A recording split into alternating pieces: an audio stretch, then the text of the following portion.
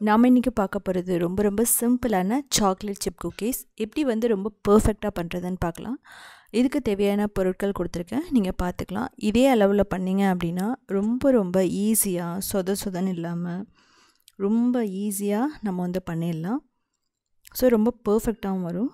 ஷேப்பும் வந்தீங்கன்னா பார்த்தீங்கன்னா மாறாது, நல்லா க்ரன்ச்சியாக கிறிஸ்பியாக ரொம்ப சூப்பராக இருக்கும். ஸோ 2 வீக்ஸ் வரைக்குமே இதை வச்சுட்டு சாப்பிட்லாம். குழந்தைகளுக்கு வந்து ஸ்நாக் பாக்ஸ் ரெசிப்பியாக கூட கொடுக்கலாம். இப்போ நம்ம பட்டர் 100 கிராம் எடுத்துக்கலாம். இந்த ரெசிப்பியில் நம்ம பட்டர் வந்து அப்படியே போடக்கூடாது, இதை மெல்ட் பண்ணணும். ஓரளவுக்கு லைட் ப்ரௌனாக வர வரைக்கும் மெல்ட் பண்ணால் போதும். இதுக்கப்புறம் ப்ரௌன் சுகர் போட்டுக்கலாம், நல்லா மிக்ஸ் பண்ணிக்கலாம்.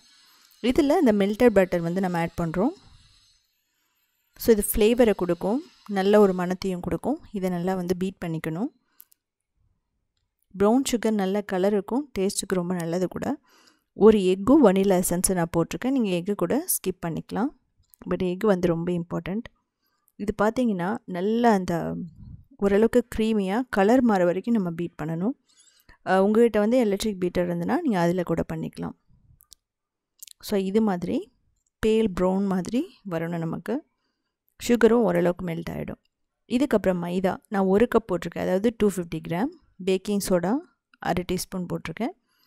நம்ம வந்து மிக்ஸ் பண்ணணும். அந்த டோ வந்து பார்த்திங்கன்னா அந்த ஒயிட் கலர் மாவு எல்லாமே தெரியாத மாதிரி நம்ம பண்ணணும். நம்ம வந்து மைதா வந்து நம்ம என்ன பண்ணலாம்னா முதல்ல 3/4 கப் போட்டு அதுக்கப்புறம் 1/4 கப் வந்து கிராஜுவலாக ஆட் பண்ணலாம் கொஞ்சம் கொஞ்சமாக. ஸோ அப்படி வந்ததுக்கப்புறம் நம்ம திரும்ப ஒரு 2 டேபிள் ஸ்பூன் இல்லைன்னா 3 டேபிள் ஸ்பூன் நம்ம மைதா போட்டுக்கலாம், இல்லைன்னா ஒன்றும் பிரச்சனை இல்லை. நீங்கள் கோதுமை மாவு போட்டு கூட பண்ணலாம். நான் கூடி சீக்கிரமாக கோதுமை மாவில் எப்படி பண்ணுறதுன்னு நான் வீடியோ போடுறேன். ஸோ ரொம்ப சொதன்னு இருக்கக்கூடாது, ஒரு பால் மாதிரி ஃபார்ம் ஆகணும். ஸோ அதுக்காக ரொம்ப நேரம் நீங்கள் மிக்ஸ் பண்ணிகிட்டு இருந்தால் என்ன ஆகும் அப்படின்னா க்ளூட்டன் டெவலப் ஆகிடும். ஸோ நீங்கள் கையில் பிசையணும்னு அவசியம் இல்லை.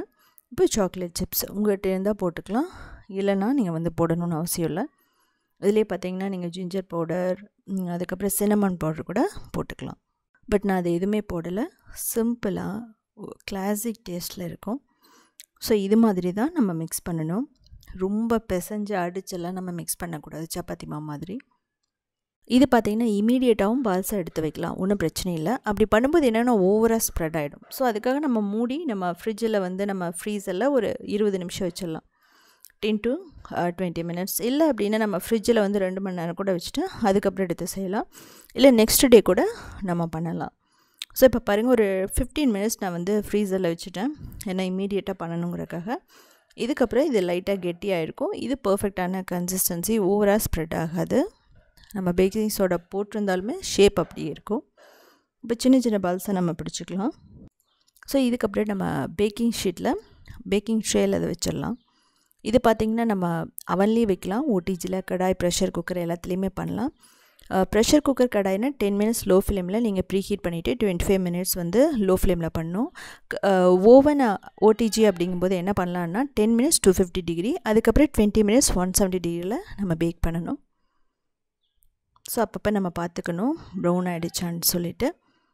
ஸோ பாருங்கள், ரொம்ப பர்ஃபெக்டாக அப்படியே மனம் வந்து சூப்பராக இருக்கும். இப்போ நம்ம எடுத்தோன்னே நம்ம இது எடுத்தோன்னே ரொம்ப சாஃப்டாக இருக்கும், அதனால் இதை ஆற வச்சிடணும். ஒரு 20 நிமிஷம் ஆறினா போது ரொம்ப பர்ஃபெக்டாக ரெடி ஆகிடும். ஸோ செகண்ட் பேட்சையும் நான் ரெடி பண்ணுறேன்.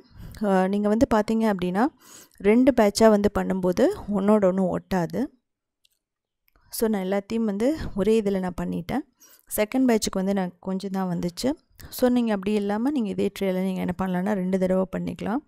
ஸோ ரொம்ப குறைவாக கொஞ்சம் இடைவெளி விட்டு வச்சுட்டு. ஸோ பர்ஃபெக்டான நமக்கு பிஸ்கட்ஸ் ரெடி ஆகிடுச்சு. 1 வீக் வரைக்குமே வச்சுட்டு சாப்பிட்லாம், கெட்டு போகாது.